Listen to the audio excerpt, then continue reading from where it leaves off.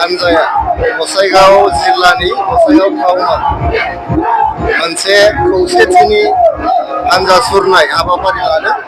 जों जे गासैबो हारि माहारिनि सुबुंफ्रा गासैबो जाथि जनगोष्ठी जेसेबां जाथि जनगोष्ठी जोंनाव दं एसेबां धोरोमनि सुबुं दं गासैबो जों खौसे बड'लेण्डआव गोजोनखौ अराय गोजोन खालामनो बड'लेण्डआव जौगानाय लाबोनो जोङो अनलायनानै बिदा फंबाय बायदि थांना थानो थाखाय दिनै जोङो खौसेथिनि हानजा सुरदों। बेयाव गसाइगाव टाउननि बिखायाव गासिबो हारि माहारिनि लाइमोनफोर सेंग्रा सिख्लाफोर बोराय बेन्थ' हिनजाव हौवा गासिबो ज' जानानै दिनै जोङो खौसेथिनि हानजा सुरदों।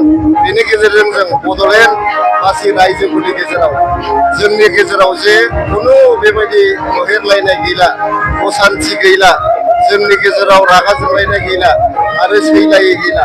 जों बयबो रुजु रुमुयै गोरोबलायनानै रायजो जागासिनो दं आरो अरायबो जोङो बेबायदिनो खौसेयै रायजो जालांनो होननानै सदबांसा लानो थाखायनो दिनैनि बे हानजा सुरनायखौ लानाय जादों। जोंनि जे खौसेथिनि हानजा सुरनाय बड'लेण्डनि खौसेथिनि थाखाय हानजा सुरनाय बेयाव जोंनि बड'लेण्डनि चिफ प्रमद बर' सारा बेयाव नुजाथिगोन।